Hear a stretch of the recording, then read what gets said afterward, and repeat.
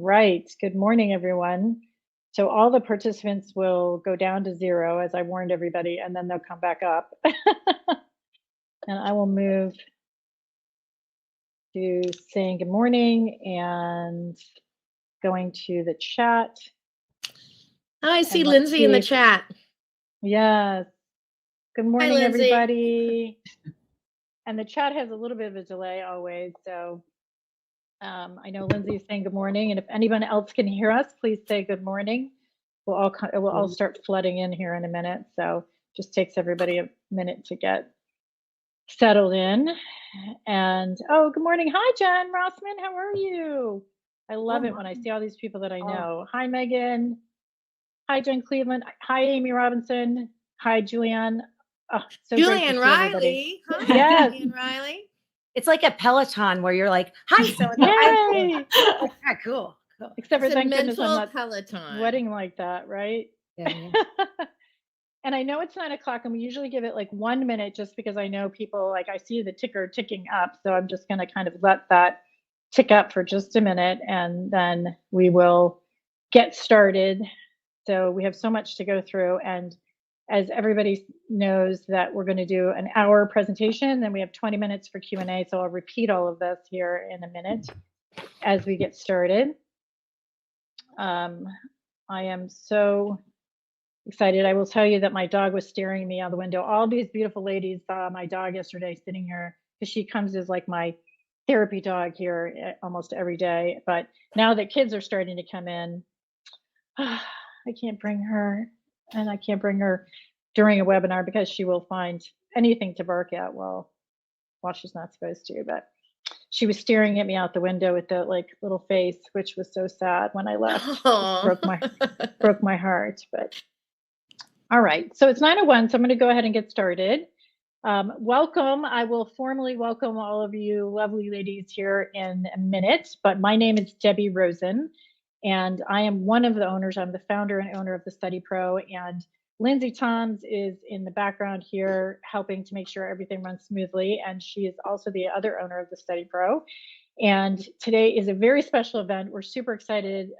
Everybody who's on this morning so early has already accomplished something great. Not only are you going to have an extraordinary morning, but you have already gotten onto a webinar, and it's only 9 o'clock in the morning, at least in the US. I know that a lot of times we have people here from other countries, but I wanted to spend just 2 minutes sharing who we are in case you're not familiar with us at all. But we are an executive function and study skills center, and I know that term has become much more understood or well understood over the last several years. But really, we're all in the kind of same big picture world of trying to help kids to feel that when they have barriers, in our case around school, that they can find strategies to ensure that they can overcome those barriers. And one of the things we say often when we speak at schools is that we really don't want our kids leaving high school, at least, feeling that they've learned how to do homework as much as we want them to feel like they've learned how to do hard things. And so that's a lot of the theme of course, raising a kid who can, and also what we do here every day. And so we do several things to help students. We teach skills in the context of a course. We have a homework center that I'm sitting in to help kids to overcome some of the challenges of getting started and pushing through and keeping on top of work. And then, of course, we do one-to-one coaching and some other things. This is our 8th school year. It's hard to imagine, but through the help of all of our supportive communities, such as these, our esteemed guests here today, we've really grown and thrived and love what we do every day. One of the things that we love the most are these types of events. We have some extraordinary speakers this year. Our very next speaker, which is on the 20th, or maybe it's actually the 21st. I have to look at the calendar. I'm sorry if I got that wrong, but it's 2 weeks from today. We have Bradley Lands, who wrote also a really enlightening book called Knowledge Able.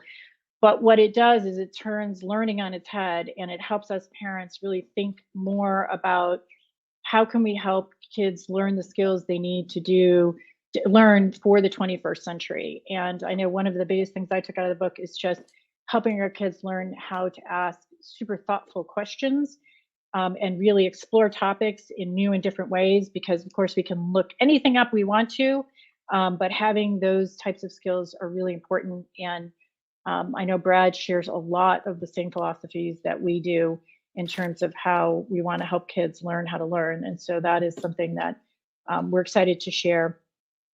We also do a series of growth mindset workshops for students. These are all free. Unfortunately, they are in person. If you are not local, I'm sorry about that, but they are in person, and there's a couple here. This QR code will get you to the growth mindset for math, which is happening on Saturday, September 30th. And then the growth mindset for writing will come out 30 days prior to that, which is October 21st. And then just a quick sneak peek in a few more of our speakers that we're going to have this year. Of course, we will send this out. If you've registered for this, you will get all of these invitations. But if you don't know some of these women, they are also in their own rights extraordinary. Phyllis, this is her second book. It's now called Middle School Superpowers. And so she'll be speaking. Sarah Whalen, Ph.D., who is really also helps parents and is going to talk about healthier parent-child communication. And then Sharon Saline, who is a nationally known speaker. She wrote a book called What Your ADHD Child Wishes You Knew, and she'll be speaking on that topic. So without any, as they say, further ado, we are so excited to introduce each of our speakers. I'm just going to very, very quickly introduce each.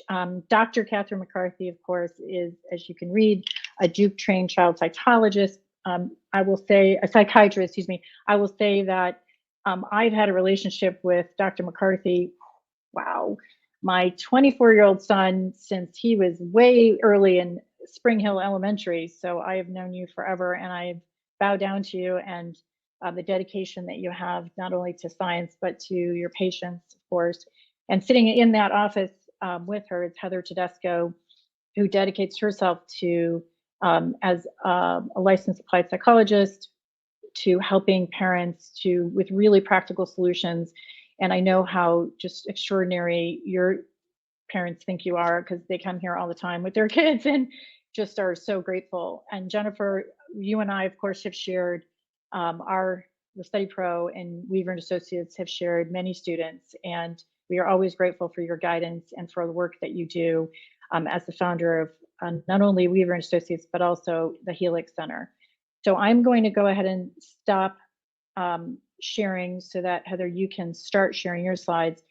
But I will say that I thought of the saying that empowered women empower women, and that while each of you has achieved such extraordinary success in your own careers, it's really so inspiring that you've all come together and extended your missions to uplift and inspire so many people. And the people that you've touched, and the people just I know personally that you've touched and have helped, we couldn't thank you more as a community. So really appreciate what you've done and how much effort it must have taken for the three of you to leave the jobs that you have every day that consume your world and your lives and the families that you have to write this book. So I am going to put myself on mute and thank you in advance, and then we will come back. Two quick things. As we know, this is live only. It is not going to be, even though it's being recorded, it's not going to be posted right now for all these reasons that we'll share. And so we hope everybody can take great notes, and we will take questions at the end.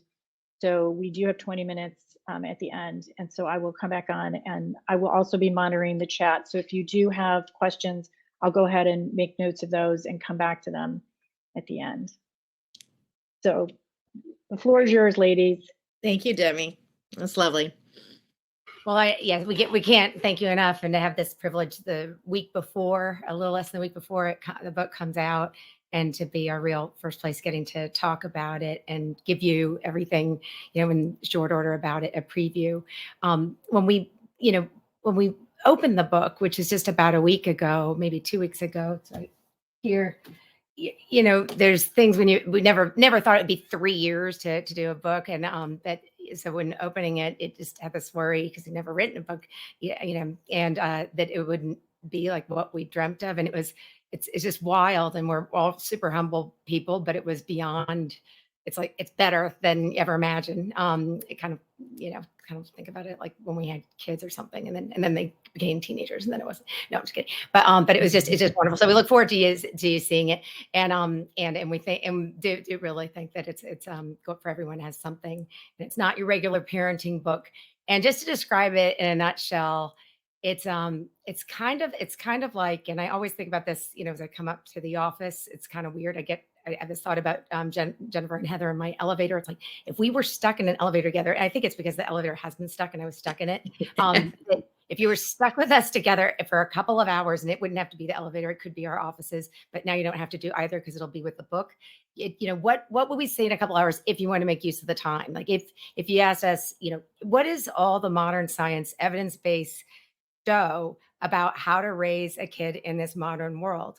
Yeah, it tells me straight, give it in a compact way. We just have a little bit of time, but tell me everything. Tell me stuff it might drag out over time in your work or therapy, but tell it to me straight, and all your pearls, all your essentials. And so that's the way we engineered it, in that it's what we call the 10 essentials. And it's, you know, for every age, for the modern age, for future ages. Given 3 years ago, we had no idea how it'd be now. And 3 years before that, my gosh, no way. How to prepare kids for a world that's going so fast and changing so fast. And we agreed in these 10 essentials, which was, you know, just looking back at when we started this, how we looked at this, and we had whiteboards. We like looking through all of our research, we're looking at all of our lectures together. What were the 10 common denominators that we saw are the most important facets of raising kids to keep in mind? And they don't just sound good, but they really are good. And it's like the Oscars of what are the most important things. If you could only do so much. I didn't tell my co-authors that I was going to say this, but I kind of wanted to name it. And this is just me because my kids would have something to say about this, like how to not totally screw up your child. But nobody even like commented about that idea when we were talking about the title. But it's just if you could only do so much, given that everybody is so stressed and gets more and more stressed, what really works, and you know what we found over time. And it has hundreds of line by line citations. Look in the back, small font. Every line is cited so that, you know, won't have anybody ever questioning every single line being evidence-based. And it's our, you know, we know what works, what's our secret sauce, not for every kid, but for what you're looking for, and what are the most important ingredients. If you were stuck with us, you don't have to be in the elevator, but it kind of smells in there too, but I won't go into that little saga. But then we start out, and we go to the next slide.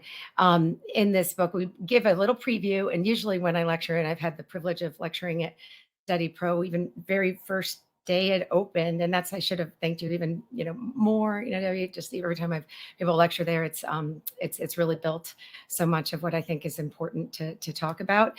But go into what, and I know from the list of the chat a lot of you have heard that maybe repeatedly, so won't go into great detail, but we gave a preview, you can go to the next slide, of what's going on in a kid's brain. And we keep it super simple, not for readers per se, but for us.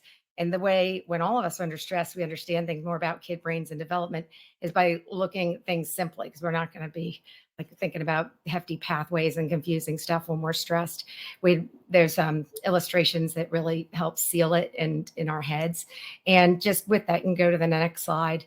The parts of the brain that we highlight and focus are the amygdala, meaning, you know, our fight or flight or panic, what has been there, you know, since the dawn of time in all creatures that have a spine.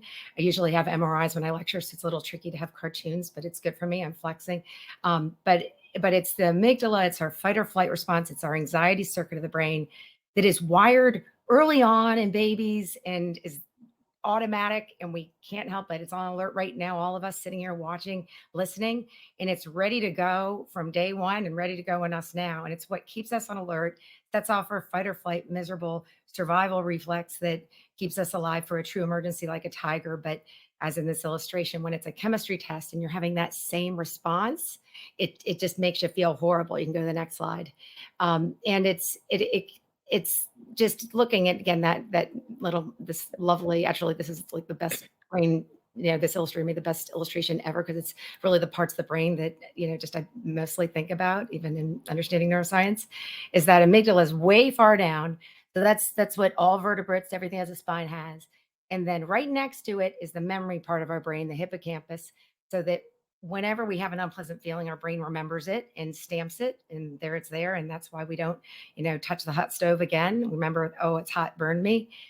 In the front part of the brain, and everybody I'm sure in this audience knows, as kids do. I mean, your kids know from school what the prefrontal cortex is, and something that actually I didn't really hear about till later in med school. And I've always wanted to know, did they just name it later, or was I just not paying attention? And it's kind of funny because it's actually where you pay attention. But at some point I woke up and saw that the front part of the brain is not just the attention part of the brain, but the part of the brain, you can go to the next slide, that makes us a grown-up.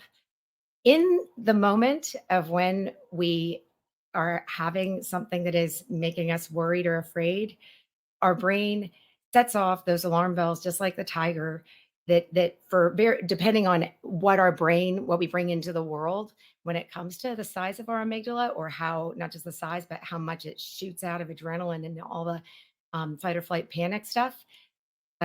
We then like bathe, our brain bathes in this, something really big is happening, makes us feel really unpleasant. And it's time stamped with that memory part of the brain, so that we remember that's bad.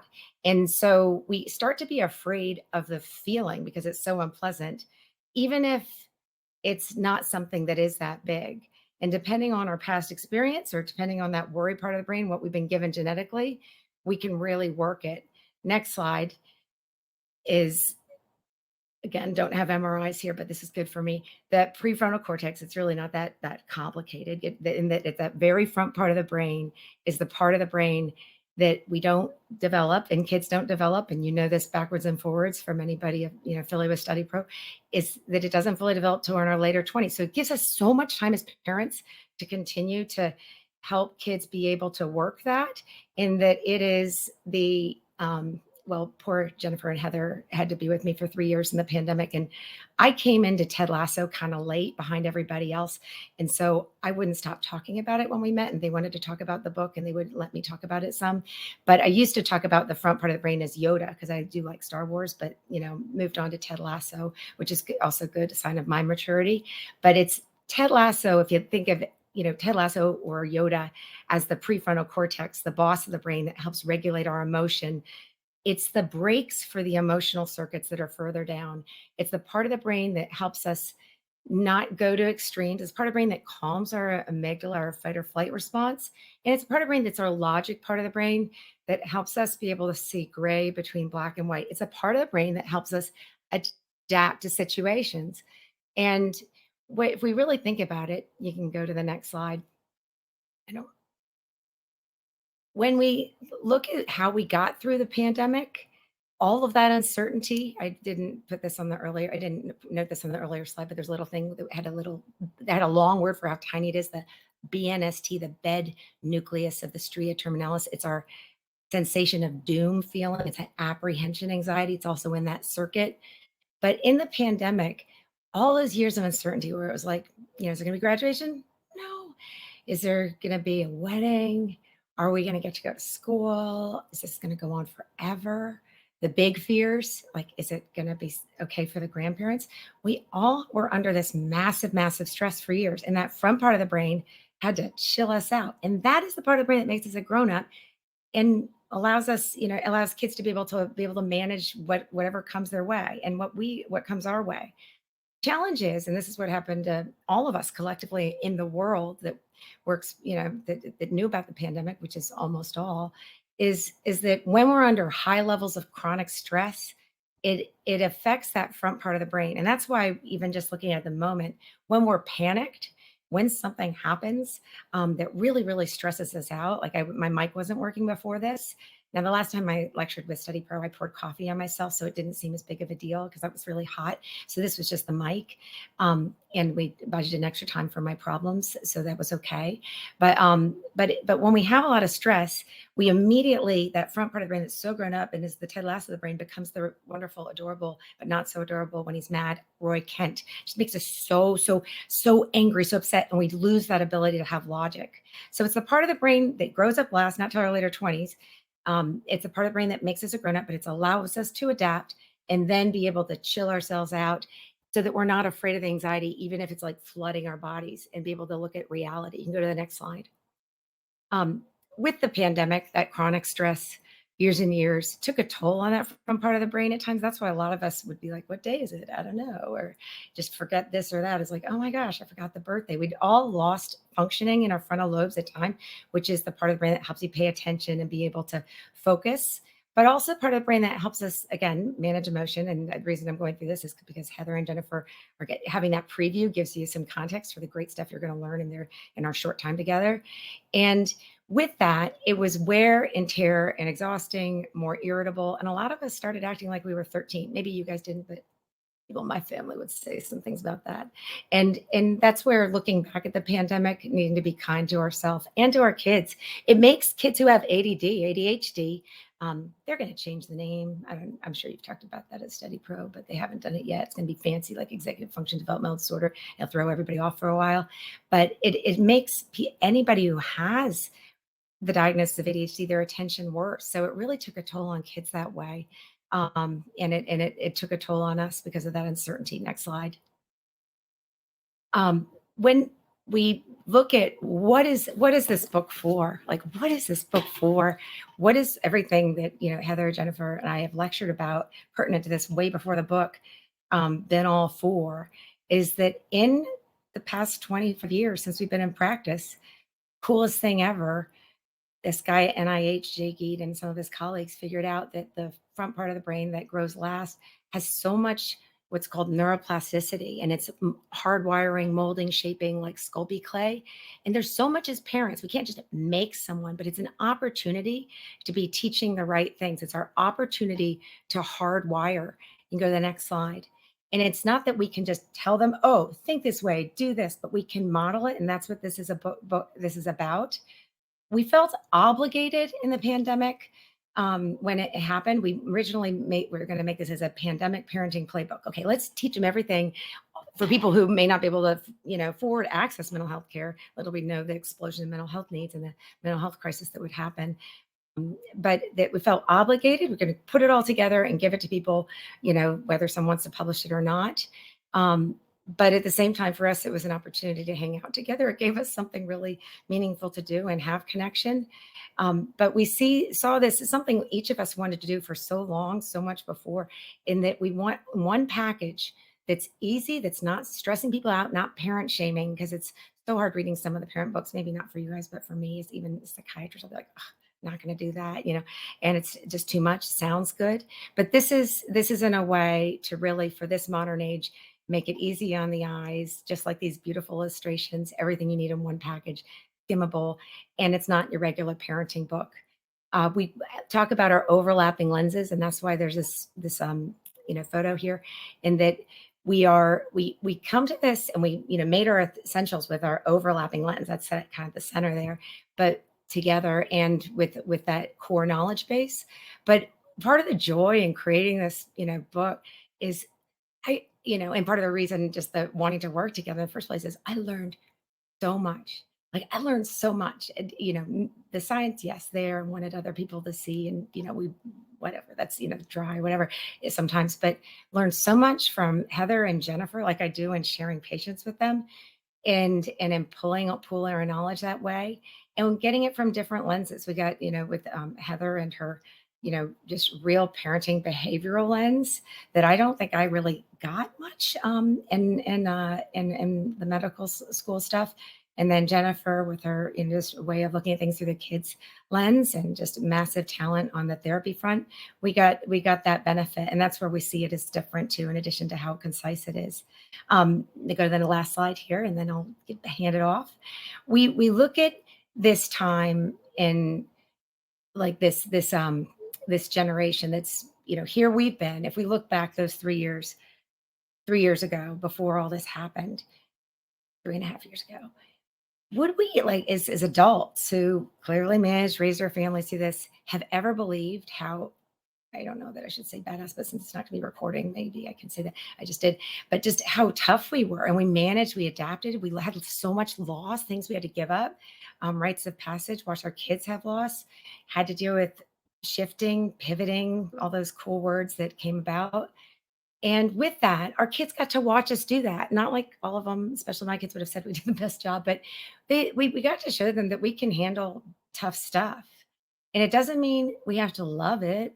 It doesn't mean we have to know about it, but that we are adaptable. Because besides being anxious, besides being reactive, besides being, having that amygdala to make us survive and ready for the Serengeti and not necessarily, chemistry test, we're adaptable. We're wired to adapt. And that's where, in looking at, what we wanted to give in this, we felt both an obligation and a massive opportunity. I'm a little slow when it comes to pop culture. So I was just looking at what this generation is called. Like, so there's Gen X, I can't even roll them off now. It's embarrassing. Gen Z, Gen A is what is happening now. I didn't even really know what it meant, and I still can't remember. I think I did look that up, but we'd like to look at it as Gen adaptable, because this is their opportunity. Instead of calling them, softies, they have everything. They've got it really hard with the modern age and how fast it's spinning. But we have the opportunity to teach it while their brain is, and model it while their brain is young. And with that, I'll hand off the age of adaptability that we would like people to start using, rather than the age of anxiety that we've always talked about in our lectures, to Jennifer, who's going to give you, and we're going to go back to some of that prefrontal cortex attention stuff, because that's that Ted Lasso, and how we be able to adapt to whatever life comes. Thanks, Kathy. Yes, so I'm going to take a little bit of time and do a deep dive into one of our essentials, which is attention and self-control, and which could actually be named prefrontal cortex or executive functioning. So it's particularly apropos, I think, for StudyPro, for us to be taking some time to really look at what we know from the science, and also some practical strategies that you all might even try today, around helping kids do something that's a little bit paradoxical, and I'll get into that in a second. Next slide. So as Kathy mentioned, and as Kathy says, the boss of the brain, the prefrontal cortex, that executive functioning part, really is the center of attention and self-control. And attention and self-control is our second essential. These 10 essentials are ordered in a particular way, in that we believe they build on each other. And so, the foundations of mental health are definitely rest, recreation, and routine. But really, then, from the second a child is born, they are starting to wire in the ability to manage themselves, the ability to have impulse control, to pay attention, to connect. And you can literally see that as a baby's eyes move around and start to latch on to something, the very rudiments of this. And this goes on for years and years and years, and is very developmental. It's very out of our control. So the paradox here that we want to talk about is that there are two things happening. One is we have to accept our kids' current levels of attention and self-control exactly as they are, without judgment, because this is a biological experience, and every child develops differently in their brain. So if we go to the next slide, which is actually an illustration of one of Kathy's favorite brain studies that she didn't get to put in this slide. In this slide deck. So I know that stresses her out. But this is a slide I learned from Kathy, which is being able to see the brain. And oh my gosh, the brain studies are just so beautiful, but so clear that that development comes from the back to the front, as you can see over the top. And moves more and more to the front as the brain wires in. And this is just happening neurobiologically. It's not that you can take a vitamin. It's not that if you studied more, somehow this would be able to happen faster. This is something that we have to accept about ourselves and whatever our particular level of impulse control or attention is, and our kids. And the paradox is, once we actually accept where we are, both biologically in time and also how we are in that current moment, because as you all know, there are days and moments when we have tremendous attention or tremendous self-control, and then an hour later we become hungry, we get a little tired, we get that text or email that stresses us out, and all of a sudden we lose a lot of that. So we have to be able to know what our current level is and really accept it without judgment, in order for us to actually possibly stretch those edges a little bit. So I just want everyone to hang in there with us, and that we recognize that this is a little bit contradictory, and that we want you to both accept your child's level in the moment and help them stretch it at the same time. And there are good reasons for this. So the next slide.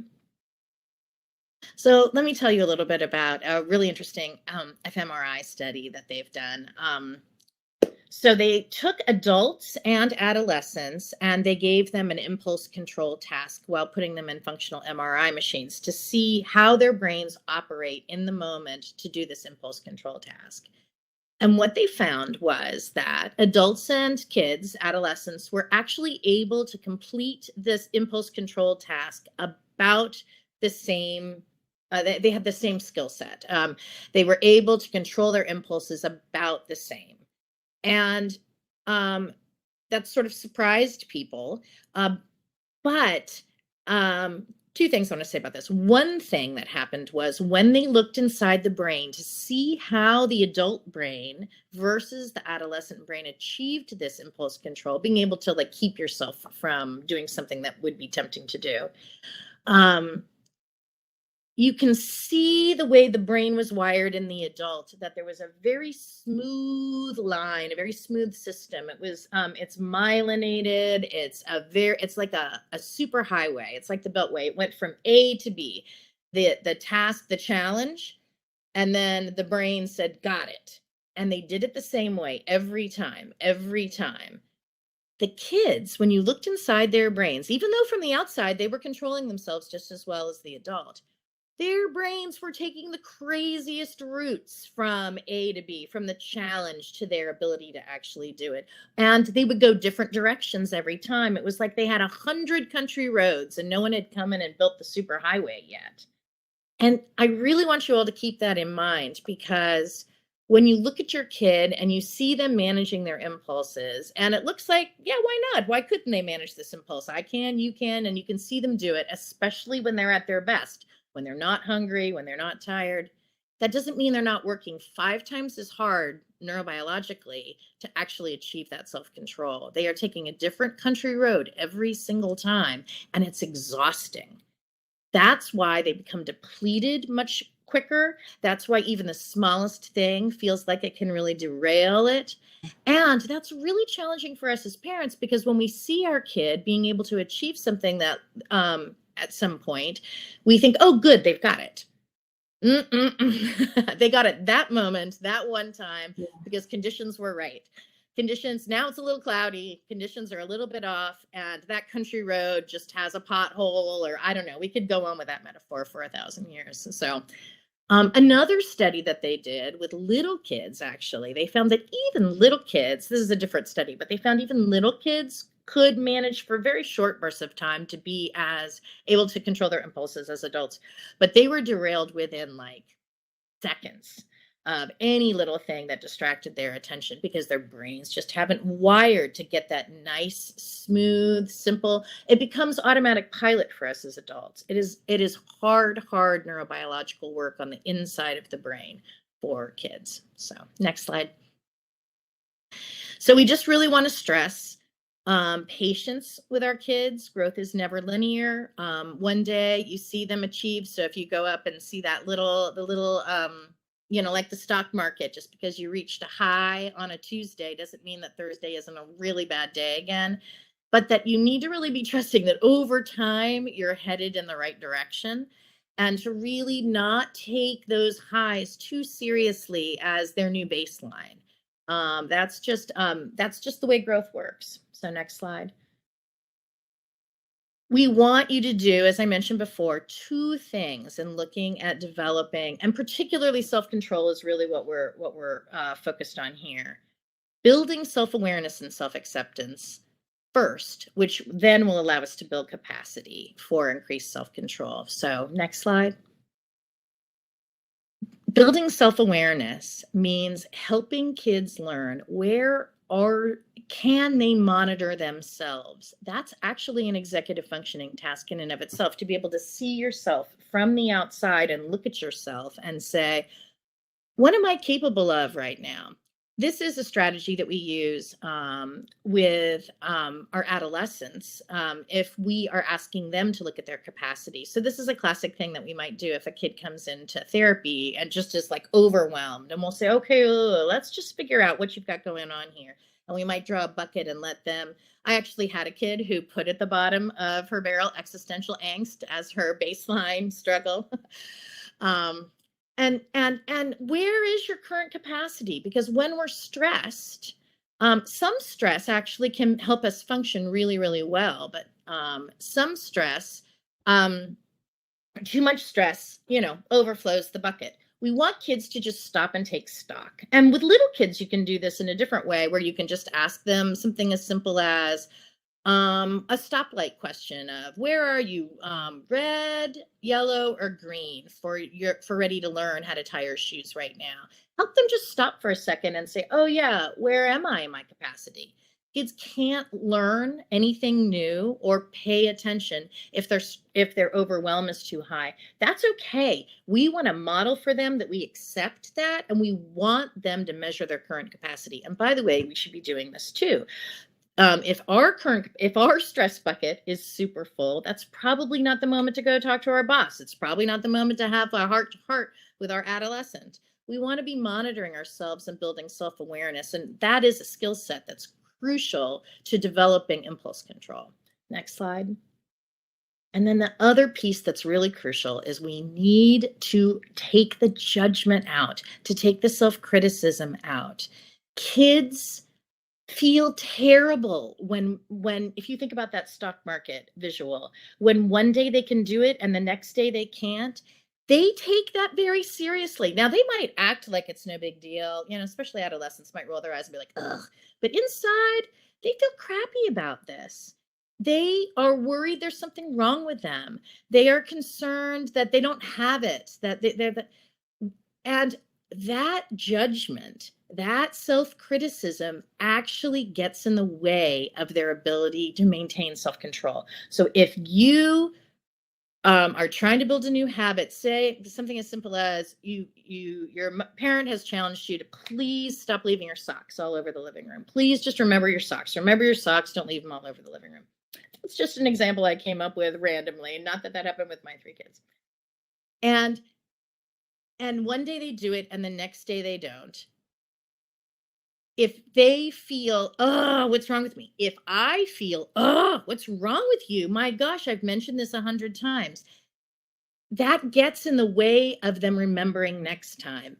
Now their amygdala's lit up. Now the amygdala's in charge. There's less wiring occurring. The country road now has a pothole. There's no way to get that executive functioning to remember.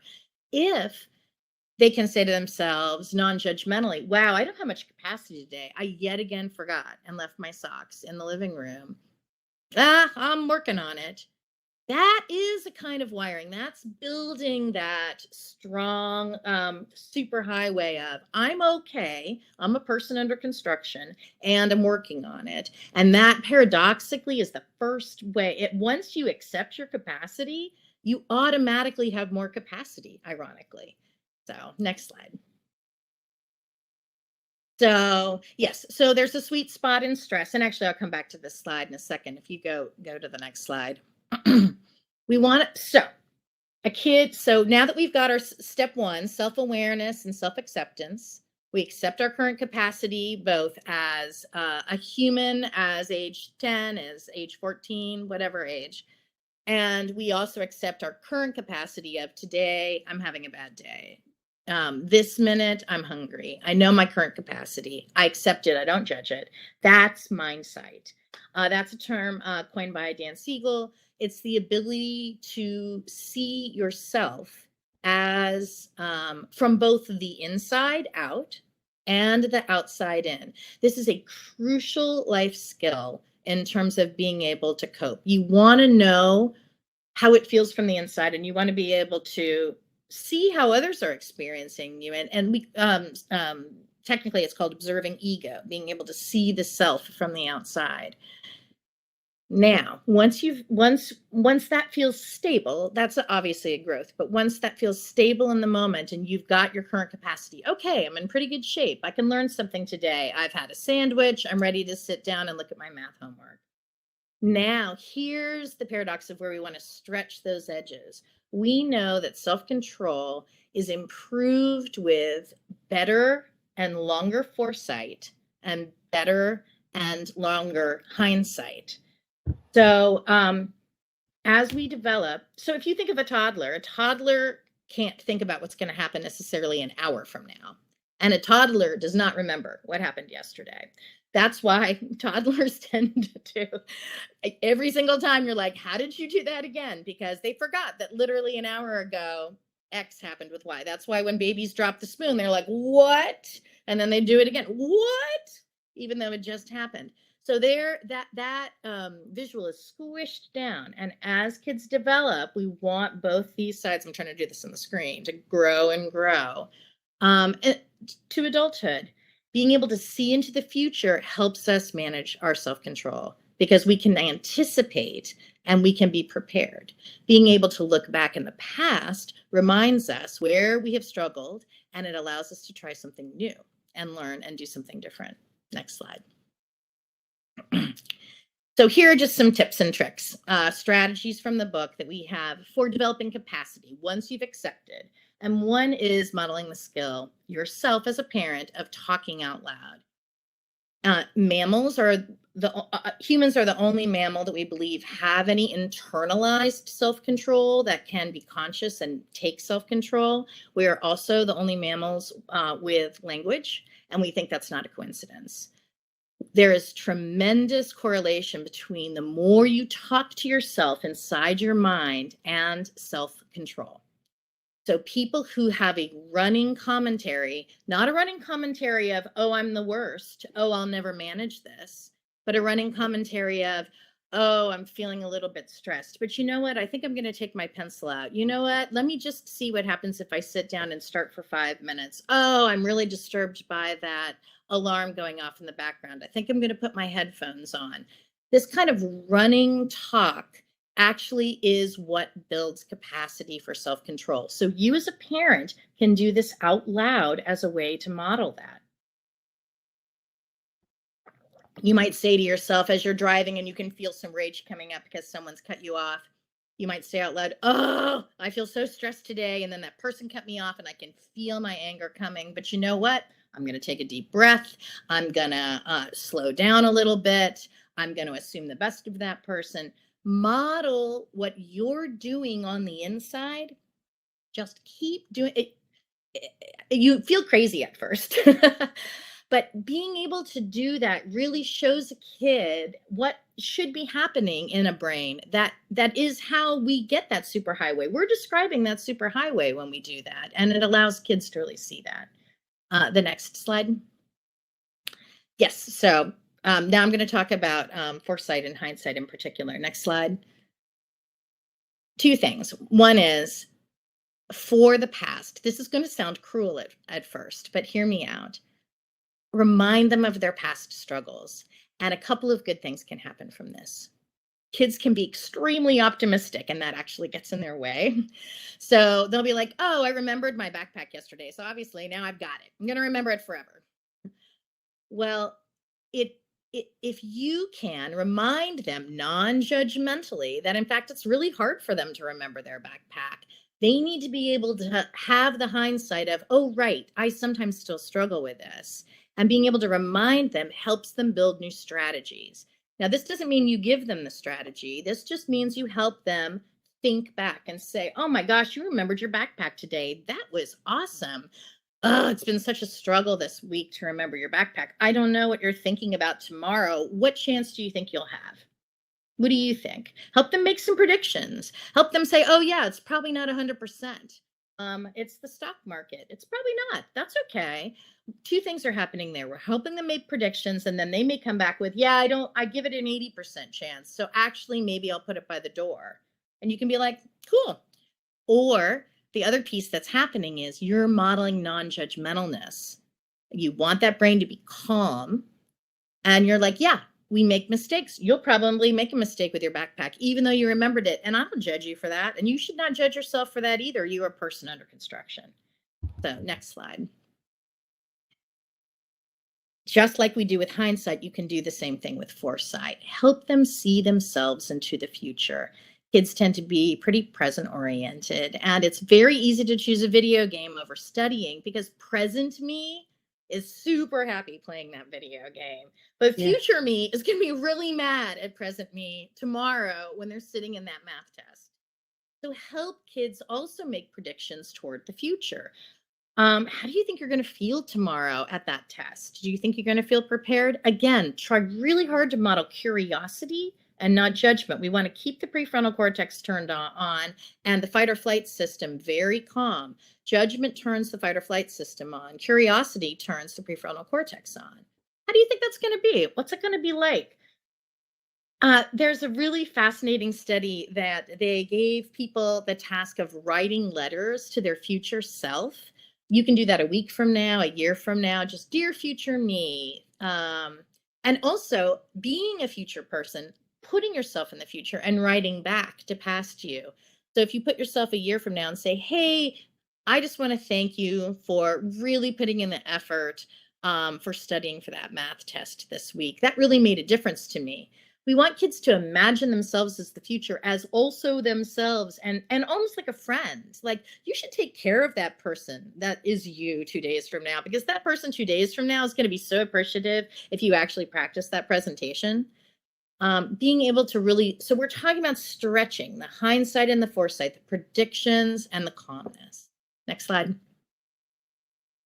Not all procrastination is a problem. I just want to throw that out there. Some kids use procrastination to that stress visual that we had, that you want to have a little bit of stress. A lot of kids will put off some work in order to get a little juice going to really be able to pay attention. So we have a lot of strategies about managing that in the book. And next slide.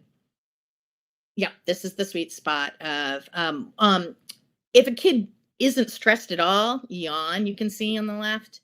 They actually also may not have optimal performance there, and it's hard for them to learn. So don't be too worried if your kid is using some procrastination as a way to get themselves juiced up and motivated. Gets a little dopamine going. And next slide. Speaking of dopamine, so here's an area where we probably really have to help our kids manage a little bit more and take more control of the reins. When we wrote the book, we kept thinking about the struggles with technology that are happening, and we ended up writing an entire chapter at the end that actually approaches all these essentials through the lens of raising kids in a digital age, because we know we're parents ourselves. We know the challenges here. We're also humans ourselves. We also have technology. We also have our phones at 11 p.m. And there is such a pull for attention with that in a way that we've been challenged as humans never before. And so I just really want to acknowledge, and we just want to make sure that we want to acknowledge that this is an area where really we can't voluntarily manage our own self-control as well as we might with other things. And so it's just not a fair self-control challenge. So here's an area where you get this very quick, intense, great feeling. This is an example of gaming. And then you crave it more and more and more. So here's an area where you want to be able to put a lot of brakes externally around technology, gaming, social media, things like that for kids who are under construction, so that they can learn to develop and grow. And we have a lot of suggestions for that in our book as well. So now I'm going to pass it off to Heather, who's going to share. That was sort of the deep dive of chapter 2, but she's going to share some of our other essentials. Thank you Starting so with much. motivation, which is a dopamine thing as well. It is. Motivation, as we all know, is very, very interconnected to the high dopamine activities, which, kind of that dopamine is the motivation. I want to talk more about intrinsic motivation, which the good news is your kids already have. We are all born with a self-motivation. The challenge for us as parents is actually not how to give it to our kids, but how not to accidentally interfere with it. So one of the things that one of the challenges for us, frankly, in writing this book was that when we meet with families individually, we always try and get like a little snapshot of how their child is doing and where the struggle points are and where the questions lie. And so we came up with this little thing that we call our concernometer, and we've established some questions for each of our essentials around the sort of 4 key dimensions of functioning in kids. So I'm just going to quickly run through a few of the questions around motivation to give you an idea of how you might assess this for yourself, for your child. And what we actually recommend is that people, kind of write out, use this visual to create their own kind of image of how their kids are doing. So a couple of questions about family relationships where motivation is concerned is, do you find yourself having to prod your kid to get started on their homework or on their chores? Do you find yourself doing any of these fun parenting things? Begging, bribing, lecturing, threatening, criticizing in an effort to get your child to do their work? And I think most importantly, is your involvement getting in the way of your relationship with your child? When we think about their friendships with motivation, one of the things we look at is, are they comparing themselves a lot to their peers, or do they feel like maybe they can evaluate their own accomplishments kind of independently? And are they motivated to have friends? Do they pursue friendships? Do they look for peer engagement? For learning, this is always a big one where motivation is concerned. We want to know, does your child get excited about learning at least some new things? And, we don't actually mean that it has to be in school. I know we all want our kids to be motivated with school, but when we're looking at motivation, we just want to know, are the kids motivated to anything? Do they have an interest, a hobby, something that they do want to learn and have that spark of motivation for? And also, if you have a child who you think is unmotivated, particularly in school, are there any subjects that they have, some interest in, or is it just a global, I hate school, I don't want to do anything? Finally, sense of self. We're always looking for how our kids are feeling about themselves. That's so core to their development. So with motivation, rewards often creep in here. Do you find your child requests or even demands rewards before they'll do things? And do you see some pride and some satisfaction in your child when they finish a task? So that's the assessment, our little concernometer for kids. We did not stop there. We have some things for us parents also to consider. One of them is this little trend line, and it's specific to each one of our essentials. This is the one for motivation, and we've sort of created some anchor points.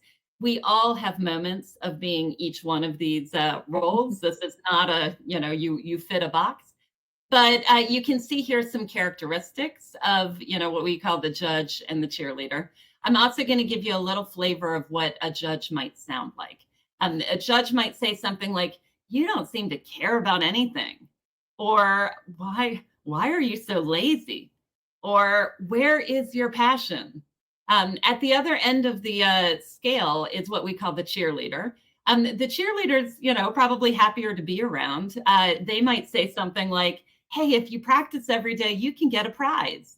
Or they could say, you want to do this, you just don't know it. Or one that we all fall into, I think, is, hey, I think you're going to love this. What we really want to try to do as parents is to steer for that middle ground into what we call the facilitator. And the facilitator is able to facilitate that intrinsic motivation.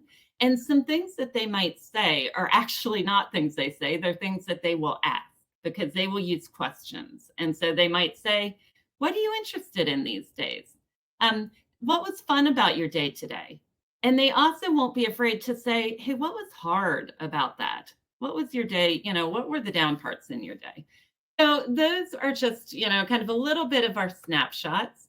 If you have ever heard me talk anywhere, you have no doubt heard me talk about the self-determination theory, because there are 3 key ingredients to intrinsic motivation, and they are super useful for us as parents. Real quickly, the first one is competence. Has everything to do with learning. We are built to want to learn how to do things and to feel good as we gain new skills. As parents, all we need to do here is to make sure that our kids have opportunities to learn new things, and that we are paying attention, that we notice and appreciate as they gain their skills. Connection, this is our relationship with our kids. And, it's the beautiful part where we have this deep unconditional love for our kids. And, we want them to know that. We want them to feel completely accepted, as Jennifer said, even when they're not at their best. And, we also want them to feel like we get them. And that's pretty tricky because they're moving targets. They're changing all the time, but it's part of us maintaining openness and curiosity so that we can continue to try and kind of understand where they're at. And those are the things that keep that connection really strong. Finally, we have this third need, autonomy. It's a good thing. This is what gets, kind of us out into the world, this desire to have a sense of control over what happens to us. There are definitely developmental stages where this kind of peaks. We often will say the 2s and the teens, when kids really want that, I can do it. There are also individual differences. And for sure, if you have one of those kids that is super high in their need for autonomy, you know it. It's very helpful, though, for all of us parents, regardless of our child, to be looking for these opportunities to give our kids this control, to build their independence. It's super motivating. So how do we do that? One of our tips is to tell parents to channel their inner Jeopardy contestant. Communication is really, really important, especially in terms of motivation. We have lived on this earth longer. We have all of the experience, and as Kathy was saying, we have the benefit of that fully formed prefrontal cortex. And so we have a lot of good ideas for our kids. We have a lot of solutions to their problems, quite frankly. And you probably know that you cannot just say, hey, do this. That is not going to work, and that is definitely not going to increase motivation. So if you consider it from the perspective of a Jeopardy contestant, and just put your good ideas and your suggestions in the form of a question, but not as a game. You're doing it so that your child can actually listen to it and evaluate it for themselves, because it is their life and we want them to be their own decision makers as much as possible. So you might say, hey, they're having a struggle, let's say in algebra. And you might say, hey, why don't you go talk to your teacher about that? Well, what you want to say is, hey, go talk to your teacher about that. But to phrase it, you might say, hey, I wonder what it would be like if you talk to your teacher. Do you think that would help? And then we have to make sure that we actually listen to their answer with openness and curiosity. Because I can tell you, sometimes you'll get a really good answer that is a no. Like, no, my teacher said we have to go on to Khan Academy and we have to watch the tutorial and then do the homework problems before we ever come in. We don't know these things as parents. We have to ask, we have to be open. So just remembering to put things in the form of a question and then to listen to the answers is hugely helpful. Another motivation tip that's tricky for us parents is to allow our kids to long for something. We all know that when our kids want something, that's sort of where the motivation comes, right? In that moment where there's something that they really wish for that they can't quite get. As a parent who may be capable of, fast forwarding that process and not letting them sit there in the boredom, in the wanting, in that interim, it's really tempting. But if we want our kids to turn motivation into action, we really have to make the room for that to happen. And, so often our kids are going to find a way to get something that they're motivated for, and they're going to feel great as a result. And that's just going to increase their motivation for the next thing and keep it going. So a few quick things about another essential that, again, Jennifer touched on this idea of compassion for our kids, compassion for ourselves. We really think this is a crucial thing for all of us to keep in mind. And we see them as sort of two sides of the same coin, something that can be knit together. And the good news is that this is an essential that we can live and model very, very effectively in terms of our kids picking it up from us. And we all, that self-talk, we all have a little voice inside ourselves, and some of our little voice is very judgy and harsh about ourselves. Our kids pick that up. Sometimes our voice is kind of judgy and harsh about other people. Our kids hear that too. And so the more we can try to find compassion, and the more we can consider, some theory of mind things where we're trying to give the benefit of the doubt, where we're trying to help our kids find alternate explanations for someone's behavior and not just keep, with the same narrative over and over again. That's very helpful. So you can turn it into a game where, you're waiting in line at the grocery store and somebody's like, really grumpy and huffs by you, and you can, kind of think of some fun reasons why they might be in such a hurry. They have to go take a call from the president, or, they have to go, do something, for cancer research or whatever. We can also look at ourselves with this one. And so, that this is again, a huge hypothetical. I don't ever have this experience of sitting on 123 and, trying so hard to get through that next green light, and the car in front of me is going a little too slowly. And I may or may not have some judgment about the driver in front of me. That is a great moment to pause and think about what might be happening for that other driver, and to say that out loud and to find some compassion. Maybe they are a brand new driver and they're like holding onto the steering wheel like that. Maybe they are in the middle of a really difficult phone call and they're just not, kind of tuned in. We can inject some humor and some fun and some silliness with our kids. Maybe they are transporting like a dozen baby kittens and they're trying to be super gentle and careful as they drive. All of these are ways that we can help. And one really important note on compassion for us parents is that we want to be very thoughtful about how we speak about other kids.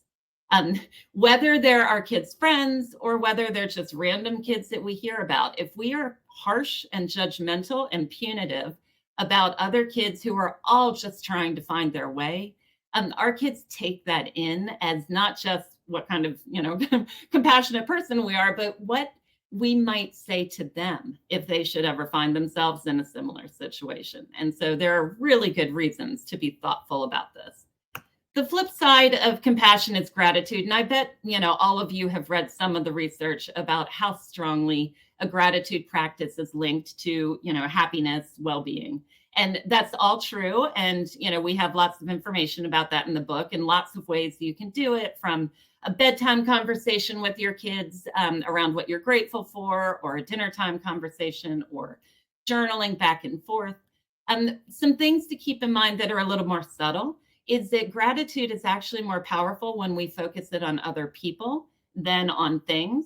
And so if you have a kid who wants to say, I'm thankful for food, I'm thankful for shelter, I'm thankful for freedom, show them with your modeling how to be thankful for people.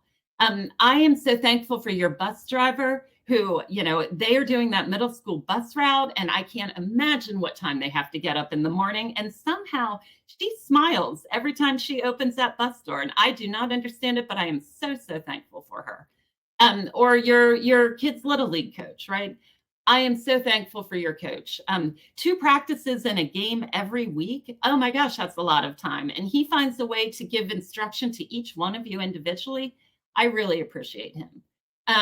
Those are ways to do it. And then the other little gratitude tip is that it's easy to find gratitude when it's things are going really well and you're in a wonderful, kind of mood and situation.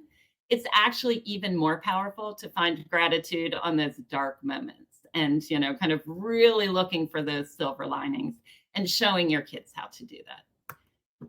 Okay, so briefly, our very last essential, and I have to say this one did not come at the same time as the previous 9. This one sort of dawned on us as we were working during the pandemic on this book. We figured out that what we are struggling with for our kids is so often what we are struggling with ourselves. And that the best way that we can help our kids acquire and develop and strengthen all of these different characteristics that we call our essentials is to work on them for ourselves and to model and to pay more attention to ourselves and frankly, a little less attention to our kids. We all benefit when we keep that balance. And so we 3 are parents. We make all of the same mistakes. We have, all of the same struggles. We have a really hard time following our own advice some days. But we really believe that working on this as kind of a process and a journey is the best way for all of us. So we encourage all of you to, hopefully consider how you can raise a kid who can, but also think about how you might live the playbook yourself. So with that, I just really want to thank you all for coming and for listening. I want to thank Debbie and StudyPro for having us and for the great work that they do. A couple of quick notes. If you want to see any more from the 3 of us, tune in on Monday when we're scheduled to be on Good Morning America.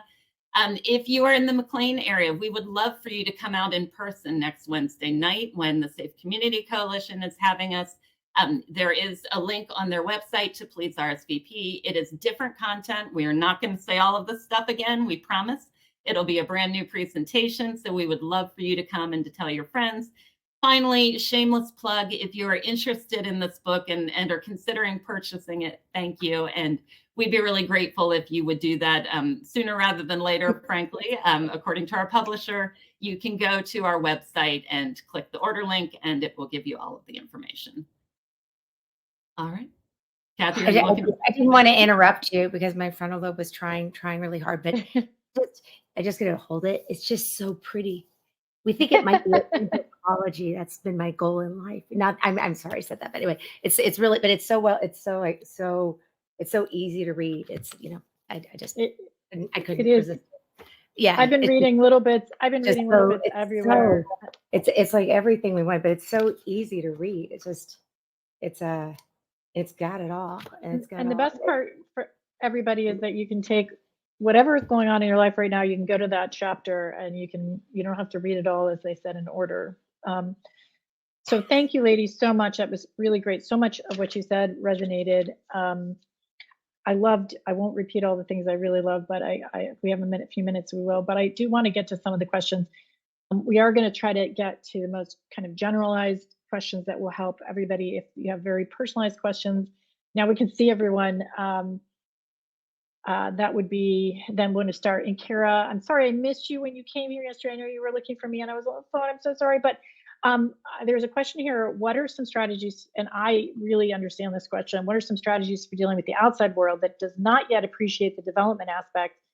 I think, Jennifer, you were talking about this, of the attention and self-control, teachers, coaches, administrators.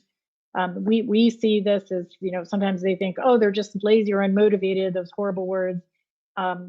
This is challenging for me to grasp in a way that I can put into action, but I'm super motivated to learn because it makes such a big difference for my son, because there's so many other adults that they interact with. So comments on that question. Unmute, Jennifer. Well, that was a classic Zoom moment. Not everybody has this information yet. And so you're going to have teachers and coaches and neighbors that are going to have very different expectations for your kids than are probably appropriate developmentally. And I think that 2 things happen. One is the more you can educate your own child about the way development works and that this is a natural process, and then educate your child that not everybody knows that. And frankly, lean into what Heather was talking about around that compassion. Isn't it a shame they don't know about this? It's hard on you because the expectation is not a good fit for your brain yet, but they really care about you and they are trying their best as well. I think being able to model for them that while they may be getting judgment from the outside world, you want to be saying, look, we're just in this together. We're people under construction. It's rough out there sometimes, man. Sometimes you got to breathe through it. And isn't it a shame they don't know this yet? Gosh, I hope they can get the information out. Gosh, I wonder if they should get that book. I don't know. Yeah, lean in, and this is the thing that we talk about all the time in this book, which is this is building an adaptable kid, because we can't make the environment for our kids perfect for our kids. The environment for our kids is just random, blah. And sometimes it's awesome and sometimes it's horrible and everywhere in between. Being able to model acceptance and model that they can handle it, that really hurts your feelings. That was so embarrassing when your coach called you out like that. And wow, look at you. You're still here. You're handling it. You're going back tomorrow. You rock. We want to model being able to roll. That is a huge component of the book and of what we need for 21st century skills. We can't be changing the environment for our kids. We got to have our kids be able to roll in the environment. Yep. And not keeping the secrets of them, like you guys were talking about how their brain works and, how full their bucket is, right? I mean, it's great. So then they can communicate themselves. So Alina had asked, I'm curious, when is it you step back even further? I think maybe Jennifer, this was when you were talking as well, I wonder what might help before going to a solution. Heather, you should take that. For sure. Yeah, this is very child specific, and frankly, it's interactive, because if you're a parent who tends to maybe do a little over functioning, your kid may have a different, sort of preparation. But we really encourage parents to always be keeping themselves kind of honest by saying, what are the things that I am doing right now that my child is probably capable of? And to have your own little list of, kind of what are you going to transition from you to them? Because when kids are infants, we obviously have to do everything for them. And by the time they leave our house, we really hope that they're capable of doing pretty much everything for themselves. And what that looks like, across the years is different for every child and every family system. But it should ideally be a constant process of parent evaluating, planning, and then communicating with their child and encouraging skill building, etc. Okay, thank you, Heather. So Kirsten had a question. How long does it take for parents to change, which I think you mean our judgmental and negative habits? And how do we deal with making mistakes of not being accepted? I will just kick this off to one of you ladies by saying, Kirsten, you're already doing a phenomenal job, because by asking that question, to me, there you go. You're already on the path, and you can say right now you're already doing it. So I'm proud of you for that. Also, never, none of us are getting, it's a journey. It's a journey. Yeah. It's a journey. And I think compassion starts with ourselves, right? I mean, we do. I love what you guys said about that. I mean, just add one quick thing, because Jennifer, you're talking about this. One time, Lindsay, who's on the back end of this call, said to my son, don't be a jerk to your future self. And that is advice that he goes and walks around and tells everybody, because it was a way that he, as a highly ADHD teen, really understood that future test was coming, or that future thing he had to do was coming. And it's funny, because one of his best friends came back and told me that it was one of the best pieces of advice he ever got. So it goes all the way around, and your guys' advice is really, really, really phenomenal. And so we do have links in here to the book, and we will send out a link to how to sign up for the event on Wednesday night if you're local. Question is this going to become an audiobook as well? It is. Yes, it comes out on the same day. Yeah. Oh, that's amazing, because I was thinking I would really want to listen to it as well. Okay. I hope I didn't remember. I didn't. I hope you guys okay. like So the person we picked for the voice. Yeah, we didn't Yeah, read it. that was Yeah. we was a weird agreed on day. those things, and that was. sure it's going to be awesome. Please tell me they have a British accent. No, I'm just kidding. We So- should have That's requested what I that. wanted. I really wanted. Hi, Ashley. So good to see you, if you will. I heard Jennifer saying, seeing into the future past helps self-control, but given that executive function challenges tend to run in families, how do you do that with a parent who also struggles with time blindness? Oh, that's just tough. That's a lot of self-compassion. It's tough. And I think just to what, describing so well, both Jennifer and Heather, about thinking out loud, that and recognizing, okay, right now, I just cannot see how we're going to possibly have any more fun on this vacation. I cannot possibly, 'cause I'm stuck here. It's just not fun.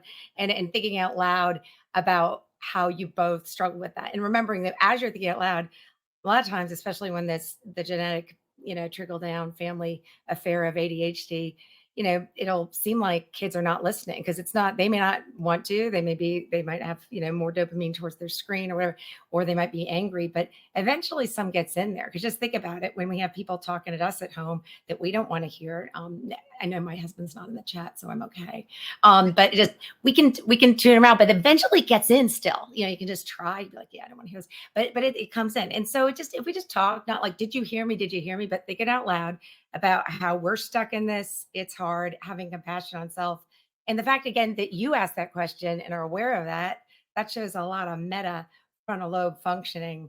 Yeah. And knowing that in the moment, if it's really, really all heated, no amygdala gets along with each other. They just aren't friends. Yeah. Unless they're running Ashley away has a from lot a of fire, it. but that's morbid, so it's okay.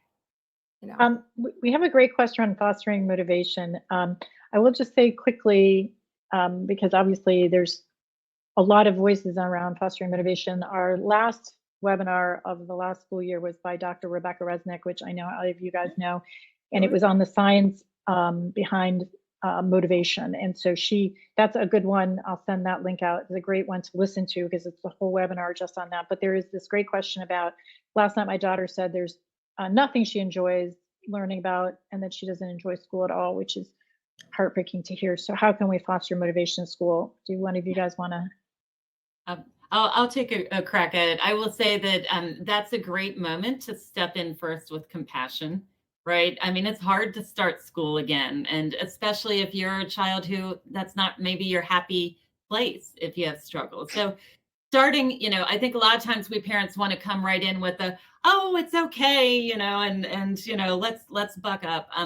Meeting them where they're at. And so, sort of starting with, gosh, I hear you. It is hard. And just sitting there sometimes, not trying to sort of solve the motivation problem instantly is a key piece of it. Again, another thing that we recommend is to sort of pull it away initially from school. We want to make sure our kids feel like capable people, that sense of self. We want them to see themselves as a motivated person before we want them to see themselves as a motivated student. And so that's where, again, we parents sometimes have to widen our lens to say, where are their interests? Are there things that they do really apply themselves to and care deeply about? And then, so this is like not, a one and done process. This is, like we're sort of turning a cruise ship here slowly around, but, starting to pull in, kind of with the empathy, with the other ways that they're motivated, asking questions, using that curiosity, see if your child has anything they can find in their day that they might be, a little bit interested in. Occasionally, it may require a chat with the teacher, or if there's, depending on that situation, getting a little bit of, kind of awareness of what's happening if they're very young, but just really trying to approach this not as like a deficit in your child, but as an interaction between where they are now, the environment that they're in, and, kind of what they're bringing to it. And I know we have more questions than we can answer, but I'll try to get the last couple of ones quickly if we want to have short answers for these. But I love the range, and we want to strive for the middle, but is there a time or place to be the critic or the cheerleader? It's a really good question, I think. There you go. I would say, yes, I'm not sure I'm going to say there's a lot of times to be the judge. The judge is sort of our worst selves, I would say, when we're being really harsh and kind of not empathetic to our child.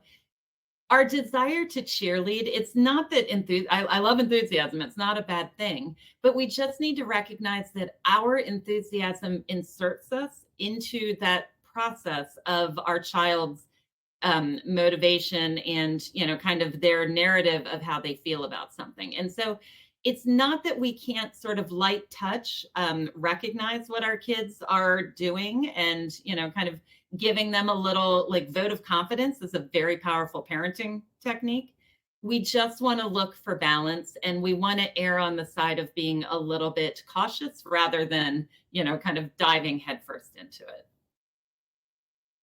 And I saw there was a Okay. question about a parent, not a question, but a comment that a parent said, I tend to be very solution oriented. So it helps me to remember to pull back because I'm getting in the way of their innovation. Very And well so being said. able to That's know very our well said. too. Yeah. But at the same time, the cheerleading piece would say, love. It's not like, oh my gosh, you're the best. Oh my gosh, this false praise, or because the world is not going to treat people that way. As people say, it's like not everyone going to have a trophy. But like, I know that you've had Dr. Stixrud here a lot, and his books are Bianca Bear, but he, has this phrase of, making home a sanctuary for your child. And that, the world is so harsh and mean. And sometimes just with that school question too, school just stinks. And some people, that's just not their favorite thing, is being a student. And just being able to always, have a place where, no matter what, no matter where they screw up, no matter what's happening, that unconditional acceptance, love, they're doing the best they can. And that judged language is something that a lot of people think is motivating for themselves. So you'll hear kids say all the time, oh, they'll be hard on themselves because they think that motivates them. And all the research shows that's not actually what's motivating at all. It actually really gets in the way of motivation, even though logically it makes sense. If you're mad at yourself, wouldn't you try? But in fact, we become frustrated and exhausted and then make things worse. Yeah. Don't model that for your kids. Yeah. Well, because we're an executive function center, we do try to start and end on time. So we really just want to thank each one of you guys. Behind every extraordinary woman is a woman. So here are 3 of them here with me, and I am so honored to have you all here. I know we're all within a mile with each other, and I wish I could just grab all of you and now go to Starbucks or Greenberries, right? But big hugs to everybody. I'm sorry that this is not being recorded, but we will send out the link to hopefully, more information about when you guys will be on Good Morning America. If you guys keep sending me the other webinars you're doing, we'll share those as well. And at some point we may be able to host a replay, but not at this time during the book launch. But I do hope everyone runs out and gets their book. It will be shipping on September 12th, but is available now to pre-order. And we look, as Stephanie says, love you, all of you, so much. So it's the best way to end. So thank you all, everybody. Thanks everybody here. And we really appreciate all the time and effort and beautiful pictures that you shared this morning. Thanks for having us, Debbie. Really great. Of course. Thanks, everyone. Really fun. Thank you, everybody. Bye. Bye.